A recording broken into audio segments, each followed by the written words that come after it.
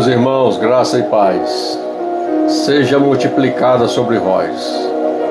Sejam bem-vindos a todos que estão entrando, passando, curtindo, presenteando nessa live que acabei de abrir. Meio-dia não deu, a gente tem aí passado algumas ocupações, mas resolvi abrir a live. Sempre que abro live aqui no TikTok é quando eu estou de folga, e aí a gente entra para falar um pouco das Escrituras Sagradas, E eu estava aqui com alguns esboços acerca das Sagradas Escrituras, Então a gente percebe que nós lemos a Bíblia, estudamos a Bíblia, de forma sistemática dentro da visão teológica,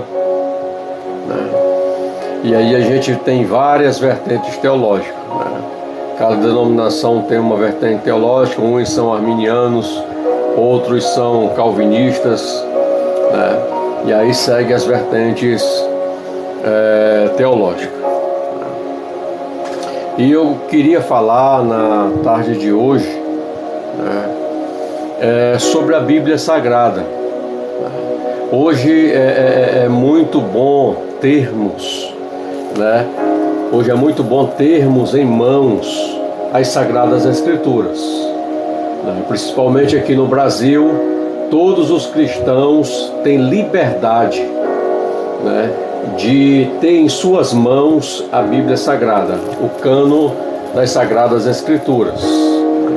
Você pode ir numa livraria, você pode entrar na internet, nos sites das livrarias, selecionar a Bíblia que você deseja, que ela seja simples ou uma Bíblia de estudo, e você tem liberdade de comprar a sua Bíblia para que você possa ler, conhecer acerca da mesma. Então a gente tem uma certa liberdade. Temos a Bíblia em mão, mas conhecemos ela de forma sistemática, Então eu queria dissertar um pouco sobre isso dentro da bibliologia, Esses dias eu vi um vídeo, ele não é um vídeo novo, ele é um vídeo antigo, Uma caixa de Bíblia chegando na Coreia, muitos jovens ali pegando a Bíblia, abraçando a Bíblia, beijando e chorando por possuir ali, adquirir o exemplar da Bíblia Sagrada. Então a gente percebe que essas pessoas receberam com amor, com carinho, com zelo. E nós temos tantas Bíblias, mas às vezes nós não amamos a Bíblia com intensidade. Eu tenho aqui algumas Bíblias. Então, eu tenho uma Bíblia de estudo, Nova Versão Internacional, tenho a Bíblia de estudo arqueológica na versão NVI, tenho a Bíblia de oração do Maurice Lulo, tenho a Bíblia do Gesiel Gomes, e tem outras Bíblias com algumas outras versões, para auxiliar aí nos estudos das Sagradas Escrituras. Então precisamos de fato amar as Sagradas Escrituras, nos dedicar também a ela, não negligenciarmos, porque temos essa liberdade.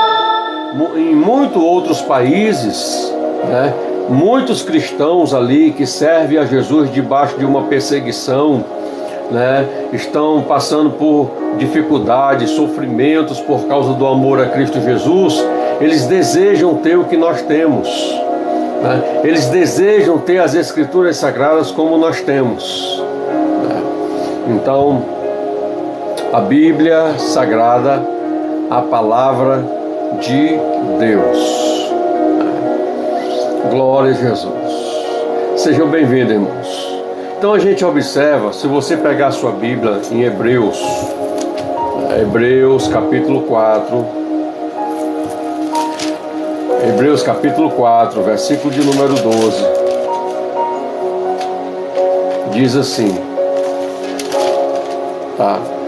Porque a palavra de Deus é viva e eficaz, é mais penetrante do que qualquer espada de dois gumes, e penetra até a divisão da alma e do espírito, e das juntas e medulas, e é apta para discernir os pensamentos e intenções do coração.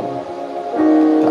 Então, quando você abre a carta aos Hebreus, capítulo 4, versículo 12, você vê o escritor, né, trazendo esta narrativa, tá? Que a palavra de Deus, ela é viva e ela é eficaz. A Bíblia diz que quando a palavra de Deus ela é lançada, proclamada, anunciada, ela não volta vazia.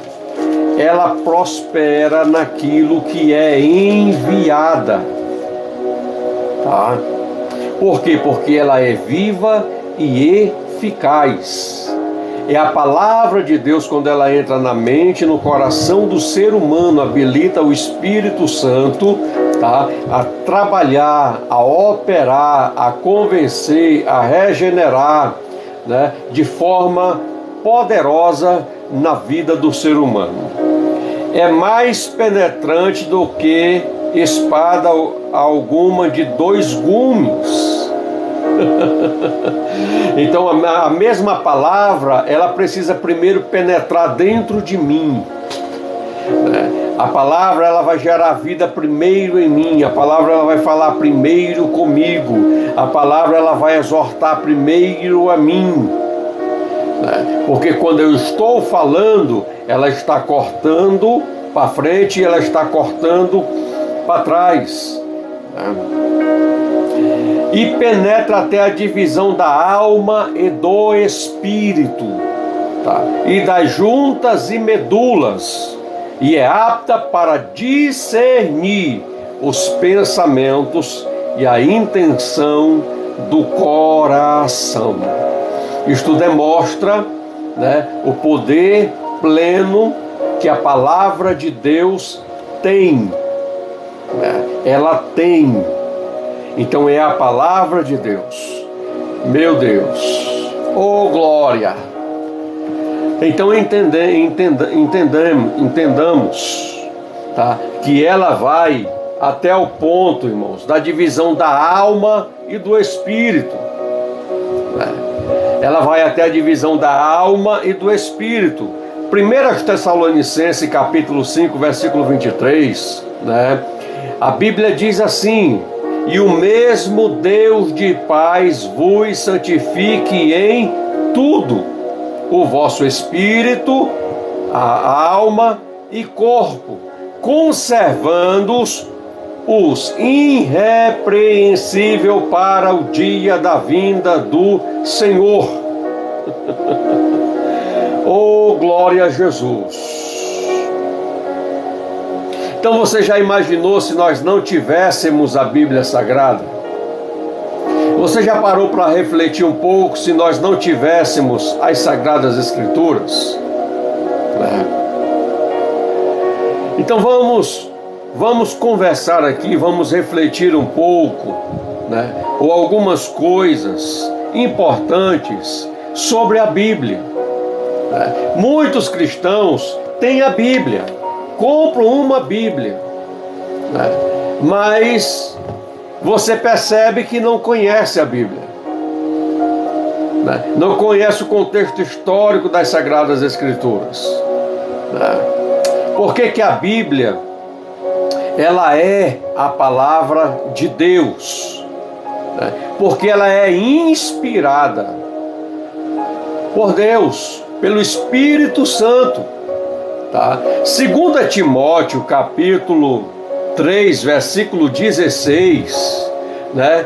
Diz assim: toda a Escritura é inspirada por Deus e útil para o ensino, para a repreensão, para a correção, para a educação na justiça. Então veja, meus irmãos, que aqui a Bíblia ela é inspirada. Graça e paz, missionário Esther. Deus abençoe, seja bem-vindo. É uma alegria vê-la você aqui na live, né? Toda a Escritura é inspirada por Deus e útil, primeiro, para o ensino. Ela nos ensina. Para a repreensão, para a correção, para a educação na justiça. Oh, glória a Jesus! Então a inspiração das Sagradas Escrituras, né, ela é dada através do Espírito de Deus que a inspirou, né, através de homens que o Senhor separou para uma obra específica, e esses homens serviam ao Senhor Deus. Então você percebe, né, a autoridade plena das Sagradas Escrituras sobre a nossa vida. Tá? Ela nos ensina, ela nos educa. Quando saímos do plumo, né, a visão que Deus deu a Amós, o que tu vês? Ele disse: Senhor, eu vejo um plumo sobre Israel. Por quê, irmãos? Porque Israel abandonou o Senhor nosso Deus, né? O Senhor, Israel passou a adorar imagens de escultura, passou a se prostituir diante dos postes-ídolos. Israel começou a desobedecer os mandamentos e as leis que o Senhor havia estabelecido. Israel saiu do plumo, né? E o plumo de Deus, Amós teve a visão que estava vindo sobre Israel. Por isso Deus usou os profetas, tá, para repreender Israel, para trazê-los novamente para o plumo. Então a palavra do Senhor nosso Deus, ela nos repreende, ela nos corrige. Como? Ela gera essa correção na nossa vida. Ela nos educa em toda a justiça. Oh, glória a Jesus! Então as Sagradas Escrituras, ela é completa. Tá? Sabendo primeiramente isto, que nenhuma profecia da Escritura provém de particular elucidação ou de particular interpretação, né? Eu não posso interpretar as Sagradas Escrituras ao meu bel prazer, né? Como muitas pessoas fazem, interpretam para ficarem com seus pecadinhos de estimação, né? Interpretam para satisfazer o seu ego, sem humilhá-lo às Escrituras Sagradas. Não é a Bíblia que tem que se render aos meus conceitos, às minhas praticidades, aos meus prazeres. Sou eu que tenho que me sujeitar ao que a Bíblia está me cobrando, me exigindo, impondo sobre a minha vida. É eu que tenho que me sujeitar às Sagradas Escrituras. Então eu não posso interpretar a Bíblia de forma errônea. Existem regras para que eu possa interpretar a Bíblia. Então temos aí a hermenêutica, temos aí a exegese, tá? Que a exegese é a arte de irmos nas cópias dos originais, porque não temos mais os originais, mas temos as cópias dos originais, né? Para vermos o sentido real que o texto quer dizer, quer falar. Então eu preciso dominar, né, a questão da exegese, tá? E quando eu falo de exegese, é quando a gente vai para as cópias dos originais, tá, para ver se a tradução condiz com o sentido real que o texto quer dizer. Então, quando a gente vai para a hermenêutica, que é a arte de interpretar, Tá? A gente vai entender dentro do contexto básico, quando a gente estuda, que a própria Bíblia interpreta a Bíblia. Tá? A própria Escritura interpreta ela mesmo, porque ela não se contradiz em nenhum ponto, em nenhuma vírgula, irmãos. Tá? Ela é a verdade que liberta o homem. Ela é a verdade, eu digo, dentro da minha concepção, a verdade absoluta estabelecida por Deus. Queira eu aceitar ou não, queira você aceitar ou não, ela é uma verdade absoluta. Porque a Bíblia diz: eu, o Senhor, não mudo. O Senhor Deus, Ele vela sobre a sua palavra para cumpri-la. Então, queira você ou não, ela é a verdade absoluta estabelecida por Deus. Ela não negocia a sua verdade. Oh, glória a Deus! O homem se sujeita a ela para receber de Deus a mudança, a transformação, a graça, a salvação do Senhor sobre a sua vida, ou ele continua no estágio em que se encontra, e o seu caminho é a condenação eterna. Isso aí, missionário Esther, não se negocia a verdade de Deus. Oh, glória a Jesus! Então a Bíblia, irmãos, ela é uma obra literária. A Bíblia não é uma obra literária qualquer, tá? Foi escrita por homens inspirados por Deus.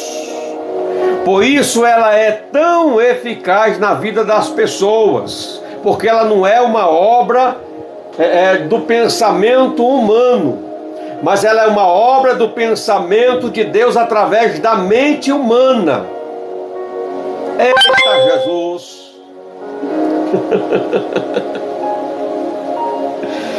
Por isso ela é tão eficaz na vida das pessoas. O mesmo Espírito que inspirou as pessoas a escrever também nos inspira na leitura, revelando o sentido das palavras. Você compreende a Bíblia quando você lê? Então peça ao autor da Bíblia o Espírito para te dar a interpretação na leitura bíblica. E eu vou dizer algo aqui. Só quem entende e compreende as Sagradas Escrituras na sua essência é um cristão genuíno que está inserido no corpo de Cristo Jesus. O mundo não tem essa iluminação e essa revelação, porque quem é considerado vivo diante de Deus? Aqueles que foram ressuscitados com Cristo Jesus, aqueles que abandonaram o pecado, aqueles que negaram a si mesmo e hoje estão carregando a cruz de Cristo nas suas vidas. Essa revelação não é dada ao mundo, porque eles estão mortos nos seus delitos e pecados, e morto não tem vitalidade nenhuma. Mas a igreja de Cristo Jesus, os cristãos, eles são vivificados pelo Espírito, e pelo Espírito eles recebem a iluminação da palavra de Deus. Então, para que eu possa entender, compreender as Sagradas Escrituras, eu tenho que me render à vontade do autor das Sagradas Escrituras. Eu tenho que me render ao Espírito Santo para me dar a interpretação, o entendimento e a iluminação das Sagradas Escrituras. Oh, glória a Jesus! Como a Bíblia chegou até nós? Eu estou falando de uma forma bem resumida, irmãos. Tá? Escribas e maçoretas, estudiosos e tradutores, trabalharam muito para prescrever e traduzir as Sagradas Escrituras, né? Eram escribas judeus, irmãos, que se dedicavam a preservar e a cuidar das das Escrituras. Então você percebe que eles transcreviam. Eles transcreviam com todo cuidado e todo o zelo. Então eram homens que traduziam a Bíblia, tá, para preservá-la. Então por séculos a Bíblia era um livro difícil de ser encontrado. Era copiado manualmente.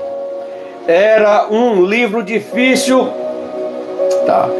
Então era copiado manualmente e esse trabalho durava meses e anos. Por amor à palavra de Deus, pessoas preservaram a Bíblia e chegavam a morrer por esta causa. Tá?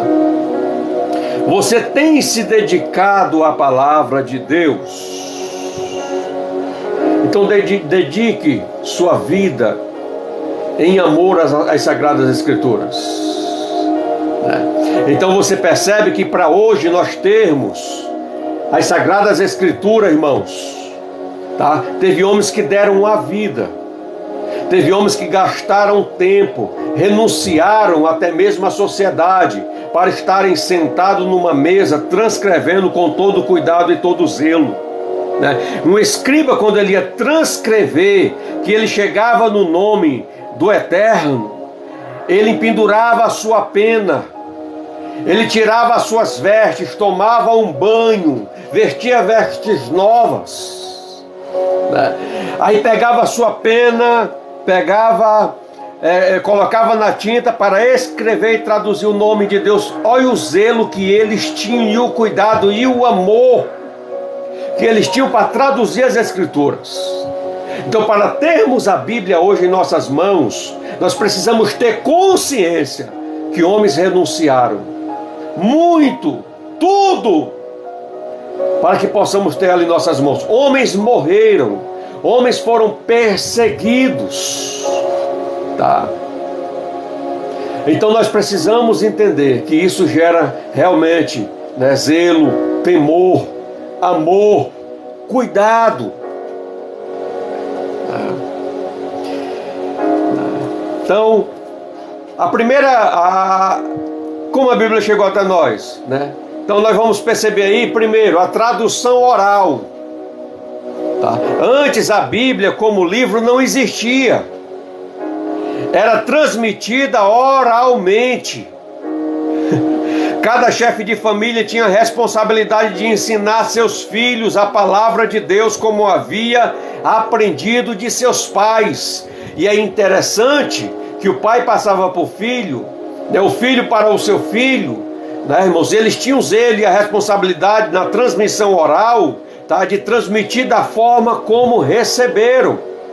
Quando você lê Deuteronômio, capítulo 6, do versículo 6 ao versículo 7, está escrito desta forma: estas palavras que hoje te ordeno estarão no teu coração, tu as inculcarás aos teus filhos, e dela falarás assentado em tua casa, e andando pelo caminho, e ao deitar-te e ao levantar-te. Essa era a ordem.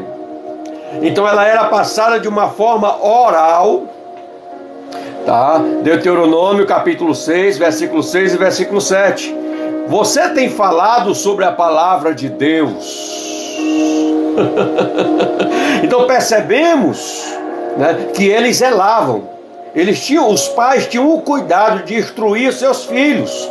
Dentro da cultura judaica, um adolescente com 12 anos de idade, irmãos, eles citam os 10 mandamentos e citam os 613 preceitos da lei decorados. Porque desde a sua meninice, de fato, eles inculcam na mente das crianças, tá? No coração, a palavra de Deus. Os pais, eles incumbem essa responsabilidade, tá? Então, nós temos, de fato, irmãos, como cristãos, seguindo esse mesmo exemplo, temos a Bíblia em nossas mãos, de sentar com os nossos filhos, para falarmos a palavra de Deus. É algo que devemos refletir, é algo que devemos, de forma individual, trazermos para dentro de nós. E eu quero falar com muita responsabilidade. Se eu for refletir agora, sendo verdadeiro, eu estou em falta. Eu estou em falta. Se formos ser sinceros, quando lemos Deuteronômio 6, versículo 6 e versículo 7, nós cristãos estamos devendo. Eu vou repetir mais uma vez, porque nunca é demais. Estas palavras que hoje te ordeno estarão no teu coração. Tu as inculcarás. A parte A é Deus falando que estarão no coração dos pais. E diz: tu as inculcarás a teus filhos, e dela falarás assentado em tua casa. A gente percebe que às vezes trabalhamos o dia todo dos nossos afazeres. À noite a gente vai almoçar, vai jantar, e hoje a internet, o celular tem roubado muito o nosso tempo, tem roubado muito a nossa comunhão na meditação, no nosso devocional com Deus. E às vezes não temos tempo de sentar com a nossa esposa, a esposa sentar com o marido, o casal sentar com os filhos, para estudarem a Bíblia, lerem a Bíblia, dissertarem a Bíblia. É uma ordenança.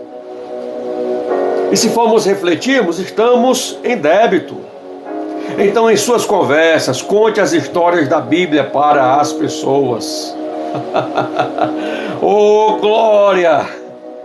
Então percebemos que a Bíblia ela era desta forma. Ela era transmitida de forma oral, verbal. Segundo, a Bíblia, como escrita. Então vamos observar. Os ensinos transmitidos nas famílias começaram a ser escritos. Assim que surgiu a escrita, foram escritos em madeira, blocos de argila, e principalmente em pedras. Se você abrir Êxodo capítulo 34, versículo 1, versículo 27, versículo 28, Moisés foi o primeiro escritor da Bíblia. Na questão, ele a recebeu do Senhor, numa pedra. E eu quero frisar aqui que quando Moisés foi a primeira vez subiu no monte para passar 40 dias e 40 noites com o Senhor, foi o próprio Deus que lapidou as pedras e escreveu com o seu dedo, os 10 mandamentos. Então ele recebeu do Senhor as pedras, tendo escrito os 10 mandamentos. Amém, José Carlos? Deus abençoe. Então você percebe que quando Moisés desce do monte, o povo está na idolatria, na prostituição, ali diante do bezerro de ouro. Então Moisés quebra aquele bezerro de ouro com as pedras. Lá vai Moisés de novo passar mais 40 dias e 40 noites. Só que Moisés sobe com as pedras lavadas, e o próprio Moisés é que vai escrever as leis. Oh, glória! Mas você vai perceber que foi Moisés. Então, devido à dificuldade de carregar os escritos em pedra, principalmente no Êxodo, começou-se a escrever em peles de animais e em papiro, casca de uma planta. Quem era adeptos dessa arte era os egípcios.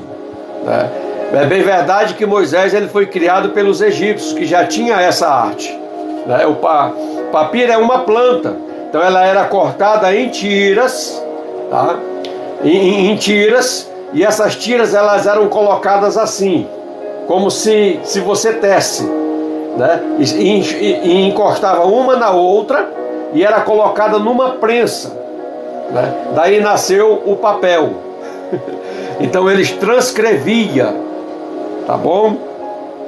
Mas aí a gente vai ver que começou-se a escrever em peles de animais, né, em papiro, né, que é uma casca de uma planta, eram guardados em vasos de barro, né, para durar mais tempo. Né. Recentemente, não é muito distante, né, foi encontrado no campo de Dura, dentro de uma caverna, os pastores de ovelha, vasos de barro, né, contendo manuscritos, né, que hoje estão no museu, e esses manuscritos continham muito dos escritos do livro do profeta Isaías. Por quê? Porque de fato os escritos eles eram guardados em vasos de barro. Tá? Então depois começaram a tratar o couro e a costurá-lo, enrolando com 2 hastes de madeira para dar firmeza, e assim puderam condensar um livro inteiro em um só pergaminho. Né? Você tem carregado as Sagradas Escrituras? Agora pensa, irmãos, né? Então eles colocavam um livro só, né, em um pergaminho. Né? Agora imagina toda a Escritura. Era uma carroça para carregar toda a Escritura. Então é muito interessante, né? Mas isso foi se maximizando com o tempo, tá? Então hoje nós carregamos a Bíblia, né, nas nossas mãos, mas carregamos ela também no nosso coração, né? Nós carregamos as Sagradas Escrituras nas mãos, a temos, né? Mas precisamos também carregá-la no nosso coração. Então vamos ver a Bíblia completa, tá? A Bíblia ela não foi escrita em uma única edição, como os livros atuais, né? Foi um longo processo para ficar completa, sendo necessário 1500 anos para ser escrita. 1500 anos para ser escrita, tá? 40 pessoas em lugares e épocas diversas, tá? Ela foi escrita em 3 idiomas: hebraico, aramaico e grego, né? Contém 66 livros comprovados como inspirados, tá bom? Então é interessante, né, que foi aproximadamente 40 pessoas que foram inspiradas por Deus. O que eu acho lindo é que essas pessoas elas não se conheceram, muitas delas não se conheceram, foram de épocas e tempos diferentes, né? Como a gente vê aí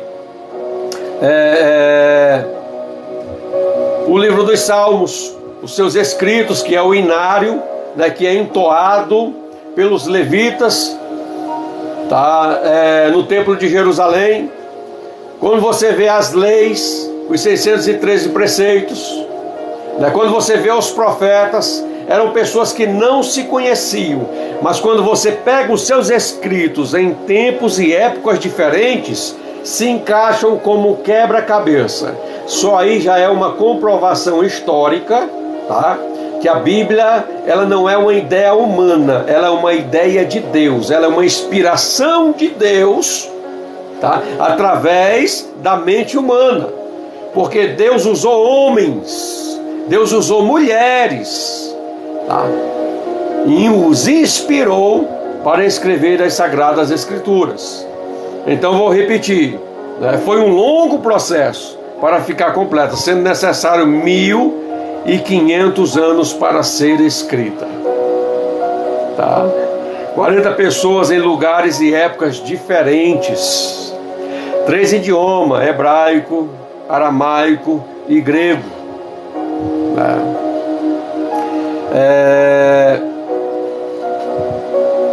E contém 66 livros, né, comprovados como inspirados.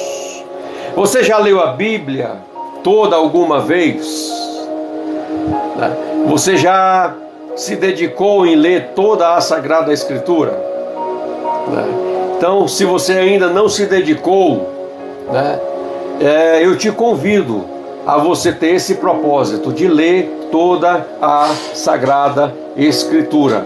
É um dever, irmãos, e eu digo com todo respeito, é uma obrigação nós cristãos lermos a Bíblia toda, né? Leu toda? Volta para o começo e leia novamente. Eita glória! Tenha isso como foco, objetivo, persevere nisso, tá? Quem tem a ganhar a quem? Você, tá? Você. Então nós temos aí dois testamentos, tá? As duas maiores divisões da Bíblia são dois testamentos, né? Ou chamado de dois pactos, ou chamado de dois contratos, ou chamado de duas alianças, né? Ou chamado de Antigo e Novo Testamento, tá?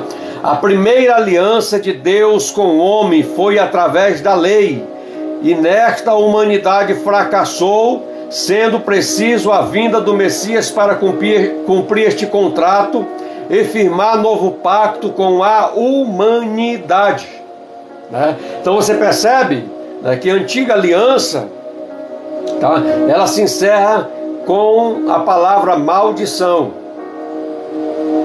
tá? Foi encerrado todos debaixo do pecado, né, que é a depravação total.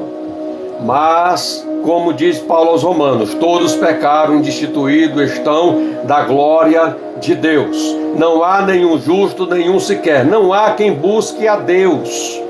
Mas por meio de Cristo Jesus, que é o único caminho, que é a única porta. Oh, glória! Tá? Vem a restauração da comunhão entre o homem e Deus, tá? Porque os pecados fazem separação entre o homem e Deus.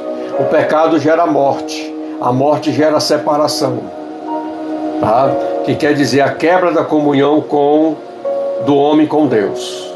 Para que o homem possa ter novamente uma vida com Deus, ele precisa se arrepender dos pecados, se converter dos seus maus caminhos e se submeter novamente à vontade de Deus, para que seja restaurada a sua vida espiritual por meio de Cristo Jesus. Por meio de Cristo Jesus. Então temos uma importante subdivisão, tá? O Antigo Testamento, ele contém 39 livros. O Novo Testamento, ele contém 27 livros. Se você tivesse uma herança para receber, você leria o Testamento? É uma pergunta.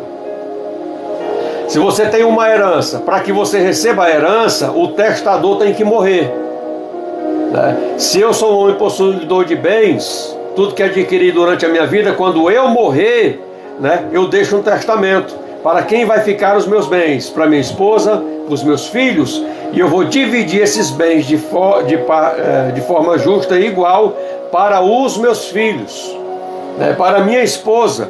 Então, né, para que esse testamento seja aberto, o testador precisa morrer, né?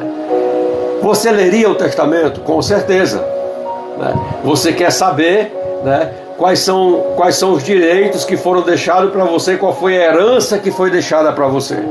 Então, meu irmão e minha irmã, com todo respeito, se você não lê a Bíblia, se você não lê a Bíblia, você não sabe o que ficou para você de herança. Se você não lê a Bíblia, você não vai saber o que ficou para você de herança. O testador morreu, então a herança foi aberta. Para que você tenha ciência disso, você precisa lê-la. Oh, glória! Eita Jesus! Né? A palavra não temas, irmãos, tem 365 vezes na Bíblia. Então, um dia, né? O ano é 365 dias. O ano é 365 dias. 365 dias, né? Se eu falhei aqui, deu um bug na mente, vocês corrigem. Então, para cada dia, Deus está dizendo: não temas, não temas, eu sou contigo. Não temas, eu sou contigo. Não tema, eu sou contigo. Então, para cada dia, Deus tem um não temas para você. Então, leia o Testamento. Então, você percebe que a Bíblia tem milhares de promessas para nós. Como eu vou saber dessas promessas se eu não conhecê-la? Então Deus deixou a Bíblia como o testamento das promessas que tem para nós. Então vamos ver agora a Bíblia organizada. A Bíblia organizada como temos hoje. De Gênesis a Apocalipse. Então os livros dessa biblioteca não estão dispostos aleatoriamente, mas foram bem organizados e podem ser distribuídos em grupos. De acordo com o assunto, seu objetivo é formar, de transmitir a mensagem. Tá? Fique até o final. Tem muita coisa boa para você. Curta a live, compartilhe. Colocamos uma meta aí, se você puder nos ajudar. Tá bom? Então vamos ver as Escrituras de forma organizada, conforme os seus livros. Então ela vem da palavra Bíblios. A Bíblia ela contém 66 livros, numa divisão do Antigo Testamento 39 e do Novo Testamento 27. Então vem de Bíblios. Ela é uma pequena biblioteca, porque ela contém 66 livros em um só. Então primeiro nós temos aqui nas subdivisões, irmãos, o Pentateuco, que são os 5 livros da lei escritos por Moisés. Gênesis, Êxodo, Levítico, Números, Deuteronômio. Também nós temos os livros históricos. São 12 livros, que são os livros históricos. Eles relatam a história do povo de Deus, ou da igreja. Enquanto no Antigo Testamento tem 12 livros históricos, no Novo Testamento só tem um livro histórico. Não, eu não sou padre. Eu tenho ordenação pastoral, congrego na Assembleia de Deus Ministério de Anápolis. Meu pastor congregacional é o pastor Valdir Ribeiro. Então a gente está aqui servindo ao Senhor. Tá bom? E compartilhando tesouros das Sagradas Escrituras. Irmãos? Então quais são os livros históricos, irmãos? Josué, Juízes, Ruth, 1 e 2 Samuel, 1 e 2 Reis, 1 e 2 Crônicas, Esdras, Neemias e Ester. Aí também temos os livros poéticos. Quais são os livros poéticos? Os livros escritos em forma de poesia. Quais são? Jó, Salmos, Provérbios, Eclesiastes e Cânticos. Esses são os 5 livros poéticos. Quais são os livros proféticos? Os livros proféticos, irmãos, que são os livros que contêm as profecias escritas pelos profetas, são divididos em 2 partes. Os profetas maiores, que são 5 livros, eles são maiores, não porque existe um profeta maior do que o outro. Eles são maiores porque os seus escritos têm uma dimensão maior. O volume de escritos são maiores. Quando a gente ouve a expressão profetas maiores, não é porque o profeta Isaías era maior do que o profeta Daniel. Não é porque o profeta Daniel era maior do que o profeta Naum. Não é nesse sentido. É porque os seus escritos têm um volume maior. É por isso que são chamados de profetas maiores. Quais são esses livros? Isaías, Jeremias, Lamentações de Jeremias, Ezequiel e Daniel. Tá? E quais são os profetas menores? São 12 livros. Tá? Foram aqueles que escreveram menos ou profetizaram por menos tempo. Quais são eles? Oséias, Joel, Amós, Obadias, Jonas, Miqueias, Naum, Abacuque, Sofonias, Ageu, Zacarias e Malaquias. Essa é a sequência, né, dos profetas menores. Tá? Então, quando nós vamos aqui para o Novo Testamento, né, nós temos os evangelhos. São os 4 livros biográficos que descrevem as palavras e atos de Jesus.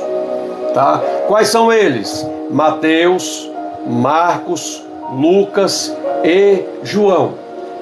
Em algumas expressões vocês ouvem até eu falar, né? Você ouve pastores falando, né? Evangelho de Mateus, Evangelho de Marcos, Evangelho de Lucas, Evangelho de João, né? Mas a pronúncia certa não é essa, porque o Evangelho não é deles.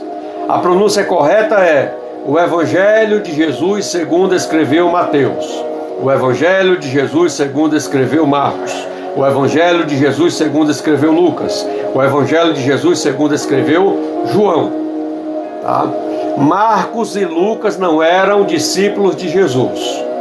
Tá? Marcos, ele era discípulo de Pedro.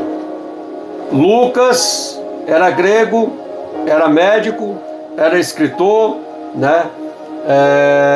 E era grego. Então ele foi discípulo de Paulo. Tá bom? Então nós temos um livro só histórico no Novo Testamento. Qual é esse livro? O livro de Atos dos Apóstolos. Né? Quando nós lemos o livro de Atos que é a história é o início da história da igreja, né? Você vê a atuação dos apóstolos na exposição da pregação das boas novas, né? Boas novas que quer dizer evangelho, né? Também você vê também que é chamado de Atos do Espírito Santo, tá? Porque também você vê o Espírito Santo atuando na igreja, né? Se manifestando na igreja através da igreja. Oh, glória! Tá? Também temos, irmãos, as epístolas doutrinárias, tá? No total são 21, tá? De Romano a Judas, e elas são as cartas endereçadas às igrejas. Temos as epístolas doutrinárias de Paulo, e são 13 cartas que Paulo escreveu, tá? De uma forma bem simples eu vou falar: quem sintetizou a fé cristã foi Paulo. Não foi Pedro, não foi João, não foi Tiago. Eles têm a sua cooperação. Tá? Quando você lê Atos capítulo 15, você percebe, tá, que os apóstolos, eles eram para ir Jerusalém, Judeia, Samaria, até os confins da terra. Mas você percebe que eles passam 14 anos só dentro de Jerusalém. O evangelho estava sendo transmitido somente para judeus. Gentios não haviam ainda alcançado a fé.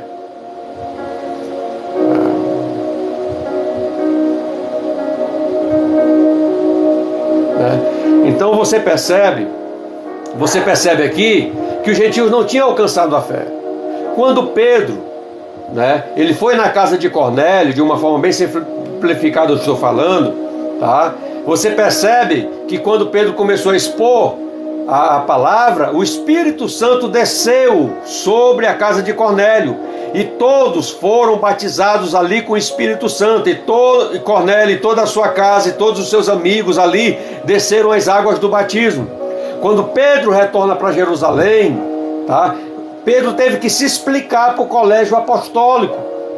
Eles tinham uma concepção, né? Os gentios tinham que se converter ao judaísmo, do judaísmo ao cristianismo.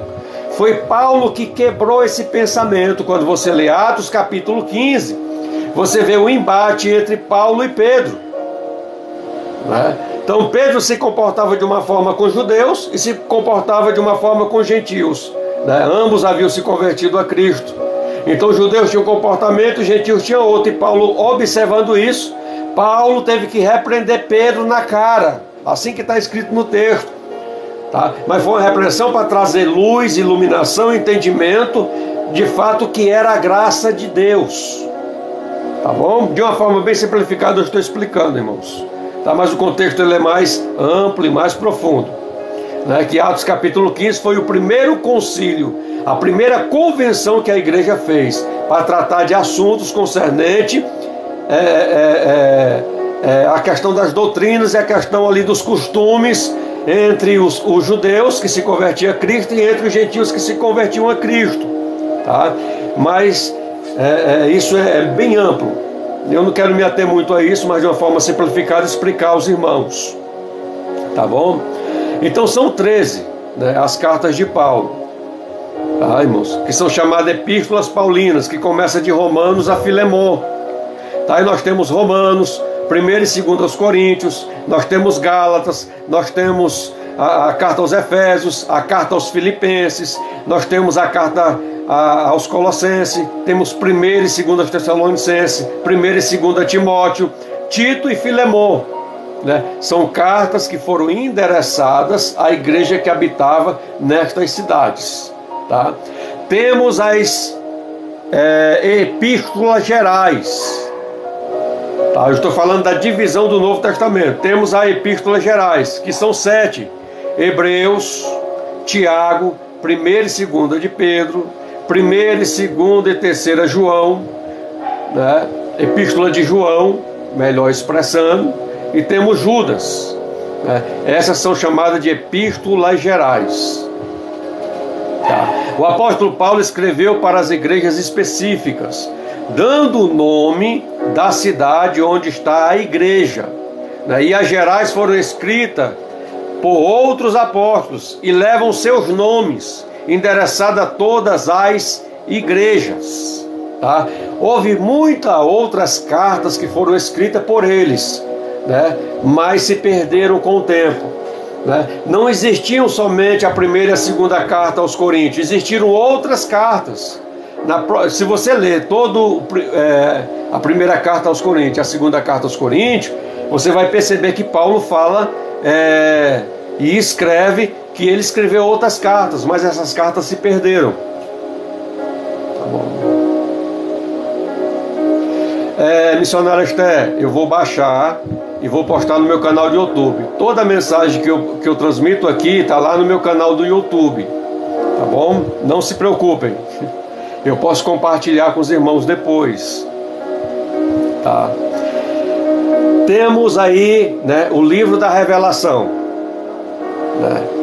Descrição de sonhos, visões, né, proféticas, que é chamado, né, de Apocalipse. Né? Que aí traça, junto com o livro de Daniel, Ezequiel e Zacarias, né, acerca da escatologia das Sagradas Escrituras, tá? Que é a doutrina das últimas coisas.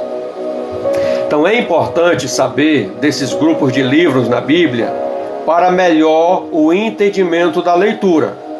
Você não lê um livro de poesia como se fosse um jornal, tá?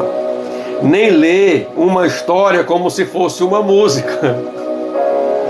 Deste modo, ao ler o Pentateuco, você sabe que está lendo um livro de leis e normas. Tá? Quando a gente lê os primeiros 5 livros da Bíblia, né, Gênesis, Êxodo, Levítico, Números, Deuteronômio, tá, irmãos? A gente vai entender que a gente está lendo um livro de leis e normas. Tá? Os livros históricos como experiência de vida do povo de Deus. Os poéticos como canções e os proféticos como anúncios de Deus através dos profetas. Então a gente observa que os 66 livros da Bíblia, né, tem essas subdivisões, tanto o Antigo Testamento quanto o Novo Testamento. Tem essas subdivisões. Quando a gente olha para as Sagradas Escrituras, tendo, né, essa iluminação, esse prisma diante de nós, a nossa mente já se esclarece mais, tá? Para como a gente deve ler as Sagradas Escrituras. Isso já ajuda muito, né? O livro dos Salmos tem 150 salmos. Mas se você for perceber, tem salmos na Bíblia que não estão inseridos dentro do livro dos Salmos. Tá? Não existe só 150 salmos na Bíblia, existem outros salmos, mas que não estão inseridos dentro do corpo dos 150 livros dos Salmos. Tá? Eles têm 5 divisões. Né? Então, esses 150 salmos, que é um livro, ele tem 5 divisões, né? De 30 livros cada um. Tá bom? É só a nível de conhecimento. Tá? Então, o livro dos Salmos é um livro poético. Então, quando eu vou ler Jó, Salmos, né? Provérbio, Cântico, eu vou ler ele porque eu entendo que eles são livros poéticos, né? A sua semântica, a sua composição, ela é poética. Então, eu vou entender ela e ler no sentido poético. Então, para mim entender, vai ficar mais fácil. Tá? Assim também, irmãos, os evangelhos devem ser lidos como uma notícia nova da vida do Messias ao mundo. Tá? O livro de Atos é um livro histórico que deve ser lido como o início da história da igreja. Tá? As epístolas ou cartas são mensagens pastorais. As igrejas e o Apocalipse é um livro de revelação sobre o futuro da humanidade. Né? Então, quando você pega a Bíblia, como você lê ela? Quando você abre ela, né? Você lê ela assim de forma desregradas. Tem pessoas que pegam a Bíblia, né? Eu vou ler aqui que Deus vai falar comigo. Né? Tem pessoas que têm esse costume. Não, Jesus vai falar comigo. Eu não digo que Deus, em certas situações, não é regra, são exceções, pode falar conosco dessa forma. Tá? Uma vez, numa reunião de oração com as irmãs, que eu era matriculado quando eu era jovem no círculo de oração, nós numa reunião de oração, numa visita à casa de uma irmã, né, todos nós fechamos a Bíblia. Tá? Então, quando nós abrimos, tá, que eram só 3 pessoas que tinham aberto a Bíblia, quando nós abrimos tudo junto, todos, quando abriu, irmãos, abriu no mesmo capítulo e no mesmo versículo. Né? Foi uma das experiências, mas isso não é regra. Tá? Isso são exceções. Né? Mas a gente não deve ler a Bíblia dessa forma. Quando eu abro a Bíblia, entendo as suas subdivisões, eu vou ter uma clareza maior, né, uma responsabilidade maior, um entendimento maior quando eu abro as Escrituras. Tá? Então a Bíblia é impressa. Deixa eu ver se eu estou no lugar certo aqui. Né? Então procure ter mais conhecimento sobre a Bíblia. Tá? É um conselho, com todo respeito, eu trago aos irmãos. A Bíblia é impressa, né? Por serem muitos pergaminhos, era uma verdadeira biblioteca. Né? Daí vem o nome Bíblia, né? Biblioteca. Tá? Surgiu então a necessidade de juntar estes livros em um só volume. Né? Então você observa que a Bíblia era carregada, vamos dizer assim, em várias carroças de boi. Né? Era uma quantidade de volumes muito grande. Mas aí com o tempo veio a ideia de pegar todos esses livros e colocá-lo, né, em um livro só. Tá? Então isso só foi possível quando Gutenberg inventou a imprensa no século 21. Tá, irmãos? É o primeiro livro impresso e encadernado. Foi a Bíblia. Tá? E essa ideia, tá, ela foi atribuída porque Gutenberg foi que inventou a imprensa. A imprensa, não, ou a prensa, melhor dizendo, né? Porque a imprensa tem vários sentidos, né? Ele inventou a prensa. Tá bom? Isso foi no século XVI. E a Bíblia é o primeiro livro impresso encadernado, foi a Bíblia Sagrada. Tá? Já imaginou se tivéssemos que carregar pedras para ler a Bíblia? Então você percebe aí que na história, quando você pega o nome da Bíblia, muitos homens tentaram destruí-la. Muitos homens na história tentaram destruir. Tá? Se a gente for pegar aqui, historicidades, e você for fazer uma pesquisa, a Bíblia, ela sofreu uma perseguição gigantesca, mas como ela não é uma ideia humana, ela é de Deus, ela foi preservada. Então, a Bíblia, ela é dividida. Tá? Vamos lá. Com o tempo, outra dificuldade foi encontrada. Um grande livro, contendo 66 outros livros, sendo difícil para encontrar uma passagem. Hoje, eu estou com a Bíblia aberta aqui. Nova linha completa. Hoje você tem a Bíblia, então você tem o capítulo, que é o número maior, você tem os versículos. Hoje, quando a gente fala assim, abra no Evangelho de Jesus segundo escreveu João, capítulo de número... Só um segundo. Boutique Vitamina C 10% ultra concentrada. Alta performance para sua pele ficar blindada. Então você percebe assim, Evangelho de João, capítulo 3, versículo 16. Então, todas as Bíblias seguem essa sistemática. O capítulo ele é maior e o versículo ele é menor. Temos essas subdivisões nas Sagradas Escrituras. Antigamente não era assim. Antigamente não tinha essa facilidade, porque não existia capítulo e não existia versículo. Tá? Então nós vamos ver agora, eu disse que se vocês ficarem até o final, vocês vão entender também esse contexto. Tem muita coisa boa aqui, tá bom? Então, com o tempo, outra dificuldade foi encontrada. O que isso quer dizer, explicando de uma forma simples e melhor? A Bíblia ela continha 66 livros, mas ela não tinha capítulos e ela não tinha versículos. Tá bom? Então era difícil de você encontrar uma determinada leitura. A não ser que se você tivesse lido toda ela várias vezes que você tinha uma certa noção. Tá bom? Então foi necessário, irmãos, dividir a Bíblia em capítulos e versículos. Tá? Araquém, quando foi que a Bíblia foi dividida em capítulos? Tá? E quem foi que dividiu a Bíblia em capítulos? Tá? Stephen Logton. Tá? Eu não sei se eu estou pronunciando correto. É o nome do cidadão que fez a divisão da Bíblia em capítulos. Tá? E essa divisão da Bíblia em capítulos, irmãos, foi feita em 1227. Tá bom?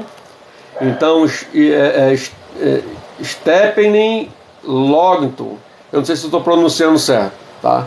Mas ele dividiu a Bíblia em capítulo em 1227. Já a Bíblia ela foi dividida em versículo, tá? Pelo impressor francês Robert, os nomes difíceis, Jesus, Saterguanus, em 1521.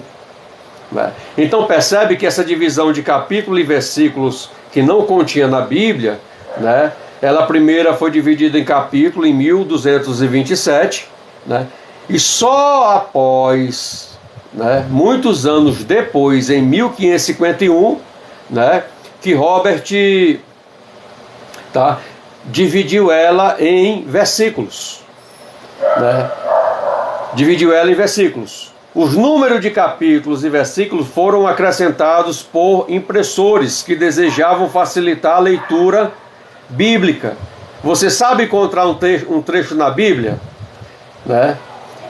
Então aprenda a manusear as Sagradas Escrituras. Então, como eu disse, é muito fácil hoje. Quando a gente fala assim, abre em Marcos capítulo 16, versículo 15. né? Todos têm essa mesma direção e todos vão abrir, né, no mesmo capítulo, no mesmo versículo, porque assim ficou mais fácil você manusear a Bíblia. Tá? Stephen Longington, em 1227, dividiu a Bíblia em capítulos, né? E Robert Sapia,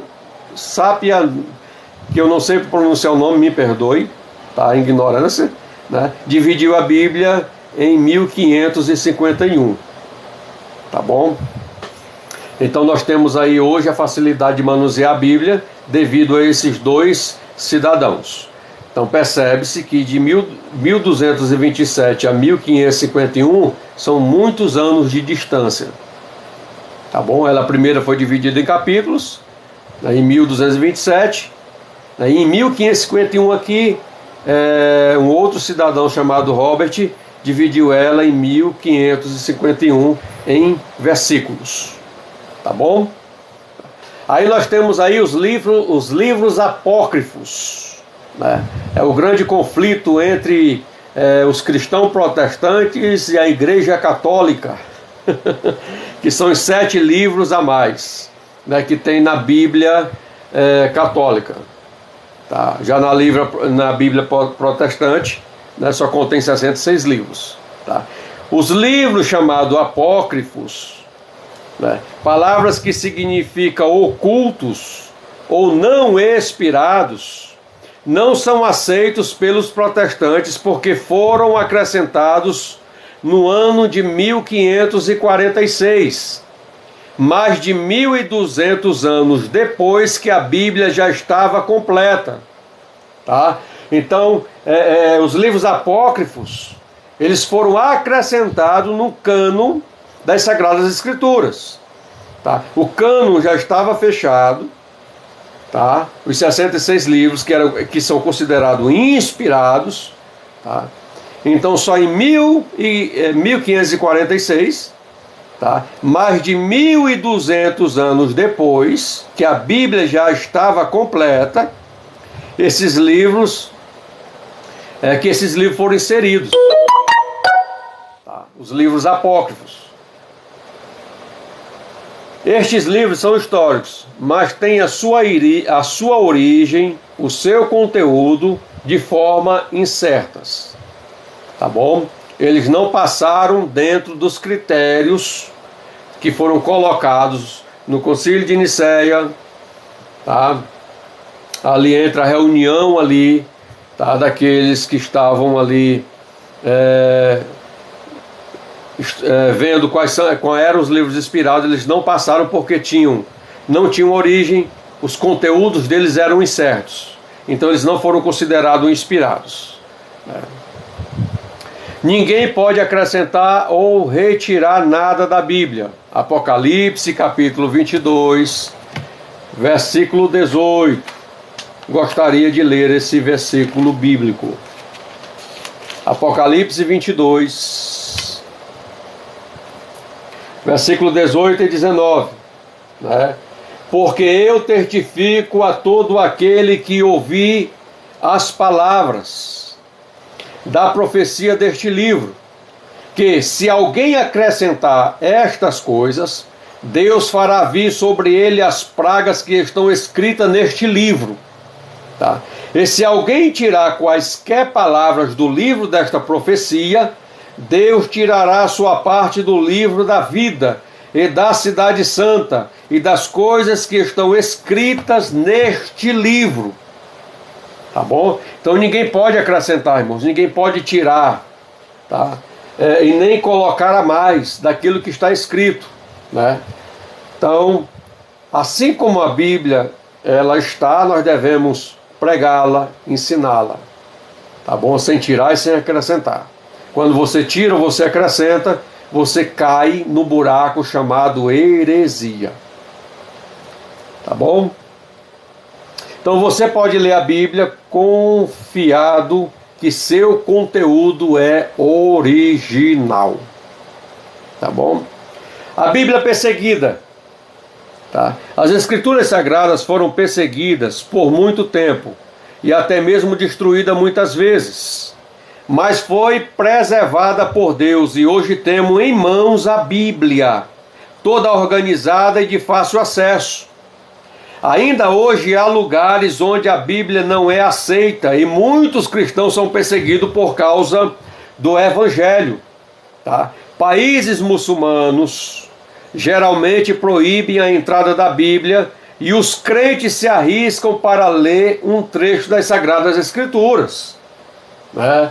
Muçulmanos, Coreia, janela 10x40, as pessoas pegam a Bíblia, irmãos, e rasgam os versículos por versículos para memorizar. Porque se eles foram pegos lendo, nem que seja uma passagem da Bíblia, eles são fuzilados. Né? Tem países que a Bíblia ela não é liberada no celular. Você não pode baixar a Bíblia no celular, né? Porque existe um bloqueio. Tá bom? Então a Bíblia ela é o livro mais perseguido. Tá? No nosso país mesmo. Existe aí ideologias, determinados partidos que estão lutando no Senado do Congresso, tá? Porque são inimigos da Bíblia, são inimigos da igreja, são inimigos da cruz de Cristo. E isso é visível para todos.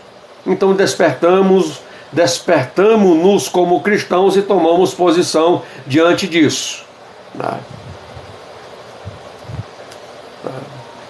Então aproveite os tempos de liberdade que temos de ler e proclamar a palavra de Deus.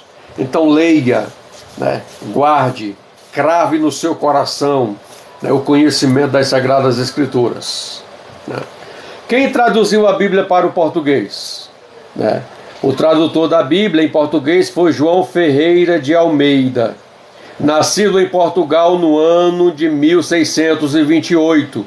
Converteu-se aos 14 anos, sentiu o chamado de Deus para a tradução da Bíblia e começou a se preparar ainda com 16 anos, terminando sua tradução no Novo Testamento em 1644. Eu gostaria de repetir essa leitura com esses dados, tá? Para que você memorize. O tradutor da Bíblia em português foi João Ferreira de Almeida, nascido em Portugal no ano de 1628, converteu-se aos 14 anos, sentiu o chamado de Deus para a tradução da Bíblia e começou a se preparar ainda com 16 anos, tá? Terminando sua tradução do Novo Testamento em 1644. Por isso foi condenado pelo Papa em 1621. Morreu em 1691, enquanto traduzia o último capítulo de Ezequiel, e seu amigo Jacobus Ondeaker, completou a tradução em 1694. Tá? Ainda existem 2.251 idiomas, representando 193 milhões de pessoas que precisam de uma tradução da Bíblia. Olha esse dado, irmãos. Ainda existem 2.251 idiomas, tá? Representando 193 milhões de pessoas que precisam de uma tradução da Bíblia. Tá? Não há tradução da Bíblia, tá? Ainda para essas línguas. Tá? Então olha o quanto ainda temos que fazer. Tá? Então já imaginou se não houvesse a Bíblia em português? Já imaginou? A Bíblia ela ficou presa à legalidade do catolicismo muitos anos, só em latim. Só os padres, o clero, o Papa é que tinha acesso à língua do latim. A nação, o povo não tinha esse conhecimento, por isso foram enganados. Tá? Então você já imaginou se não tivéssemos a Bíblia traduzida para o português? Todos nós teríamos que estudar a língua em que a Bíblia foi escrita. Exemplificando aqui. A Bíblia moderna. Hoje a Bíblia pode ser lida e ouvida de diversas formas. Temos a Bíblia em papel, temos a Bíblia aí na internet, vários tipos de Bíblia, que você pode baixar no seu celular. Tem Bíblia com áudio, em que você coloca lá, coloca o fone de ouvido e você vai ouvir o áudio citando as escrituras para você. Então hoje a Bíblia pode ser lida e ouvida de diversas formas. Pregações nas igrejas, a Bíblia em braille para deficientes visuais, pregações na TV, Bíblias para celular, Bíblias para computador, Bíblias virtuais, Bíblias em áudio, MP3, diversos outros tipos. Tem a Bíblia aí narrada por Cid Moreira, por outros narradores. Você pode colocar no seu carro, pode colocar em casa e ver ele narrando as escrituras. Então não existe desculpa para não ler e ouvir a Bíblia nos nossos dias atuais. Não existe desculpa, mas pode existir aí procrastinação, preguiça, falta de interesse. Isso pode existir, mas desculpa não existe. Então responda sinceramente para mim: quantas Bíblias e quais tipos você tem? Use suas Bíblias o máximo que puder e doe para outras pessoas. Eu já doei muita Bíblia, irmãos. Muitas vezes eu fui pregar, Bíblias em letra grande, eu já dei várias Bíblias, às vezes que eu até comentava, que eu gosto de escrever na folha da Bíblia. Eu ia pregar, a pessoa aceitava Jesus chorando, às vezes eu olhava para a pessoa, via que ela não tinha Bíblia, eu terminava de pregar, chamava a pessoa e dava a minha Bíblia para ela, e não eram Bíblias simples, Bíblias de estudo, eu já dei várias, se eu sentir no meu coração e a direção, eu dou. Se alguém que vai cuidar, zelar, vai amar, vai ler, eu dou com todo o amor. Tá bom? Então a gente precisa ter esta visão. A Bíblia é acessível. Eu tenho a minha primeira Bíblia, eu vou mostrar ela para os irmãos. Aqui, ó, a Bíblia de Estudo Thompson. Para mim é a melhor Bíblia em cadeia de referência, não existe outra. Olha o jeito dela, ó. Eu vou mostrar para vocês. Essa é a minha primeira Bíblia.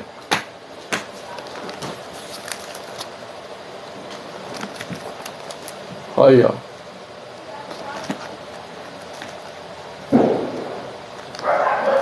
ó. Para mim, particularmente para mim, em cadeia de referência, a Bíblia Thompson, ela é a melhor Bíblia. Então, ela, em nível de cadeia de referência, não existe outra. Ela tem todos os escritos da Bíblia, ela tem conteúdos arqueológicos. E eu também, a minha Bíblia Thompson, a outra, seminova, eu dei para o meu sogro. Eu tinha uma outra, eu doei também. Mas essa aqui não. Essa Bíblia aqui, quando eu comprei ela, e eu comprei uma bicicleta novinha, eu tinha saído de uma festa da igreja junto com um grupo de jovens, um ladrão veio e roubou a bicicleta e a Bíblia estava na garupa e foi-se embora. Aí eu dei um glória e disse: Jesus, a bicicleta pode levar, mas a minha Bíblia não, Jesus. Por incrível que pareça, irmãos, uma semana depois eu fui para uma festa de jovem próximo do bairro que eu morava. Daí eu sentei. Aí eu vi um irmão, o mesmo irmão que me vendeu a Bíblia, veio ao meu encontro e disse: olha, Darkson, eu achei a tua Bíblia, estava jogada na parada de um ônibus. Aí ele chegou e me deu a Bíblia, essa Bíblia aqui, ó. E eu adorei a Deus, porque Deus ouviu a minha oração. O cara levou a bicicleta, mas a Bíblia, ela voltou para as minhas mãos. A Bíblia é acessível, tá?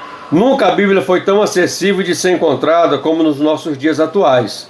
Se você tem a Bíblia Nova Tradução Linguagem de Hoje, ela foi uma Bíblia traduzida, tá, para a questão do evangelismo e de uma fácil interpretação, né? Tem Bíblia que você vai encontrar bebida forte, né? Mas tem na Bíblia Nova Tradução Linguagem de Hoje, você vai encontrar lá no lugar de bebida forte, cerveja. Que é a questão da tradução. Então ela é dessa forma para uma fácil compreensão, porque ela é uma Bíblia voltada para o evangelismo. Tá bom, irmãos? Se você for procurar o sentido da tradução mais original nela, você não encontra, tá? Porque ela foi traduzida na Nova Tradução Linguagem de Hoje, né? Que é uma linguagem bem próxima da nossa, né? Para essa questão de fácil compreensão. Então ela é voltada mais para o evangelismo, tá bom? Eu já vi essas discussões aqui na plataforma sobre isso, tá? E eu vi também o professor Gabriel Cruz, né, que é professor de História e também tem um curso básico de Teologia, da qual eu também faço parte, ele frisando e fazendo esse apontamento, tá bom? Não perguntes em teu coração, quem subirá até o céu? Porém que se diz, a palavra está perto de ti, na tua boca e no teu coração. Isto é, a palavra da fé que pregamos. E assim a fé vem pela pregação. E a pregação da palavra de Cristo. Romanos capítulo 10, versículo 6. Né? A palavra está perto de ti. A palavra está na tua boca. Tá? E a palavra está no teu coração. Né? 3 níveis aí que nós temos que passar, né, para que possamos estar habilitados para responder a qualquer um quando formos indagados acerca da nossa fé. Então precisamos entender que ela está perto de mim para quê? Para me estudar, né, buscar o conhecimento das Sagradas Escrituras. Está na minha boca para quê? Para me falar, testemunhar. Né? Ela está escrita no meu coração. Amém, missionário Esther. Adore a Deus lá. Me apresente para Jesus lá. Bom culto. Deus abençoe. Tá, já estou concluindo. Curiosidades, né, que a gente pode ter. Você já viu uma Bíblia assim? Antigamente a Bíblia sempre vinha em modelo tradicional, com capa de couro preto, bordas laterais em vermelho e página branca. Né? Veja o que significava. Né? Já estou encerrando. Capa de couro era preto. Capa de couro preto, mundo em pecado. Então quando você comprava uma Bíblia com a capa de cor preta, tinha o significado, né? Mundo em pecado. Laterais em vermelho, simbolizava o sangue de Jesus. Páginas brancas, né? Que simbolizava a luz da clareza da palavra de Deus, né? A Bíblia fechada mostra a condição de trevas do pecador.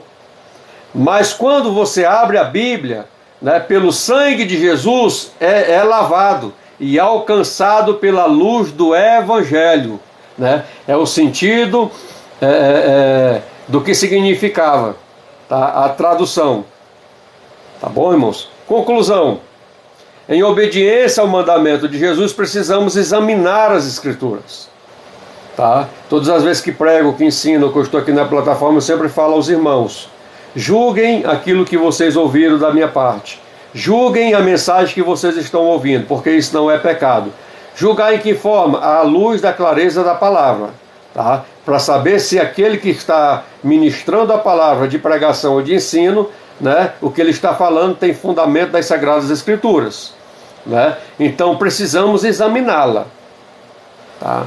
Precisamos também manejar bem a palavra da verdade. Tá bom? A palavra, ela é a espada do Espírito. Ela é uma arma de ataque, como também uma arma de defesa.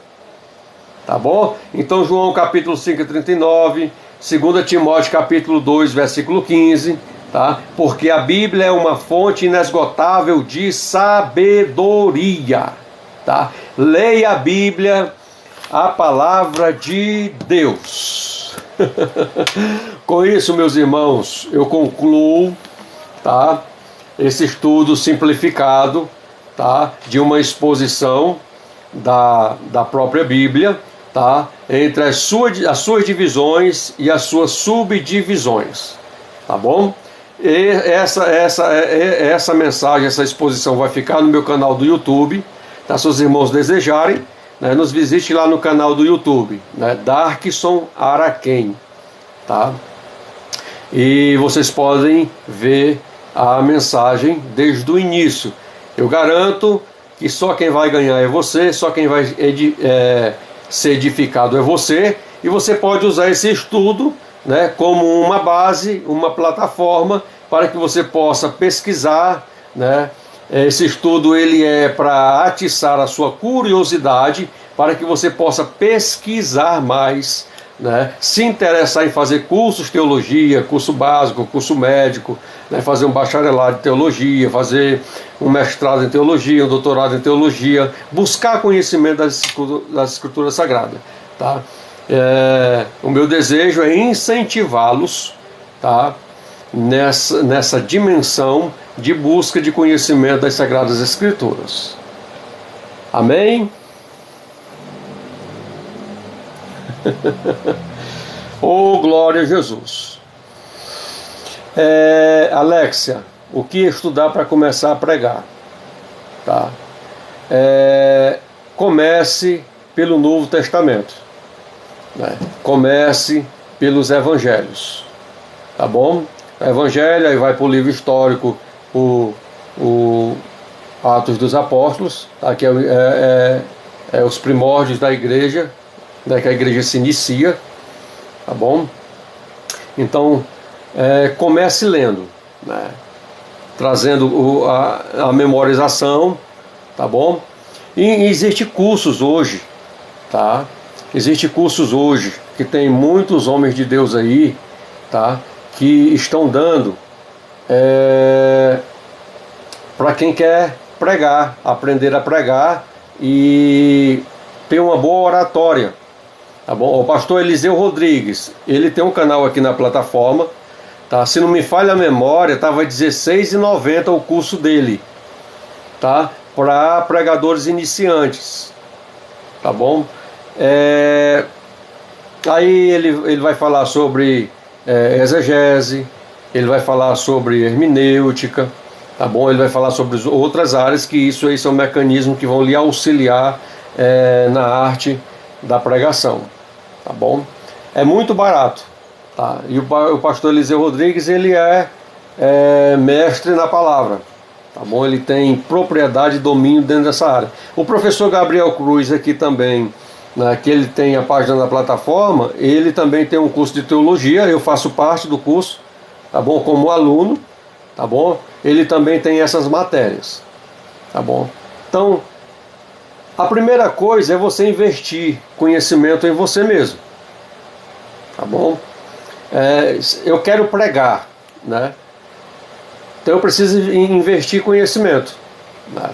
Eu preciso investir conhecimento. Se a gente quer ser técnico de enfermagem, se a gente quer ser enfermeiro, se a gente quer ser advogado, se a gente quer ser procurar qualquer profissão aí dentro de uma formação acadêmica, né, eu vou ter que ir para a cadeira, estudar, aprender. Teologicamente é da mesma forma, tá bom?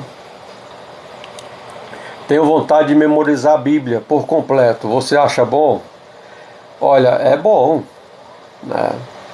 Agora, memorizar ela todinha completa, se você conseguir, me ensina o caminho, tá? Mas assim, você memoriza o máximo possível, né? Você consegue sim, tá bom? Isso é uma dedicação à leitura, tá? Leu a Bíblia toda, né? Começa a ler de novo, tá bom? Tá bom, irmãos? Graça e paz, tá, seja sobre a vida dos irmãos, né, que Deus abençoe poderosamente.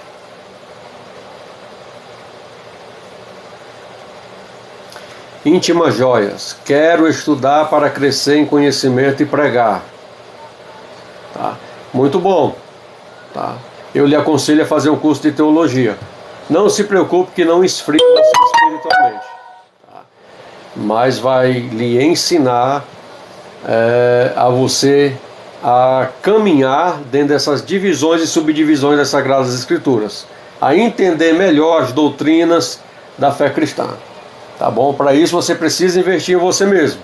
Faça um curso de teologia, o básico, tá? Se você ver aqui, ó, bom, vou tirar aqui, ó, tá?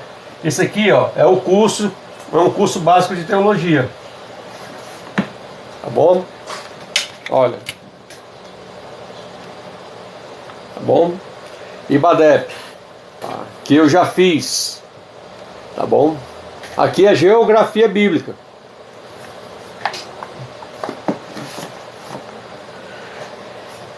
Então você precisa investir em você, né? Compre livros, né? Comentários bíblicos, compre bíblias, né?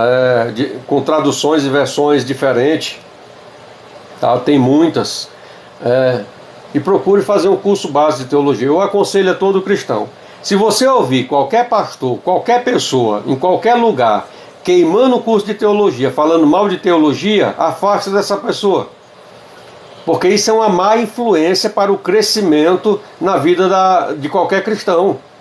Antes crescer na graça e no conhecimento de nosso Senhor Jesus Cristo. E como é que eu vou crescer na graça e no conhecimento se eu não estudar, né, se eu não procurar conhecer? Eu preciso de um tutor, de alguém que me instrua, que me ensine. Essa é a regra básica, tá bom? Amém, irmãos? Que Deus abençoe em Cristo Jesus. Abençoe a sua vida, a sua família, o seu ministério, a sua vida espiritual. O meu desejo é que você cresça em graça e em conhecimento. Amém? Fui!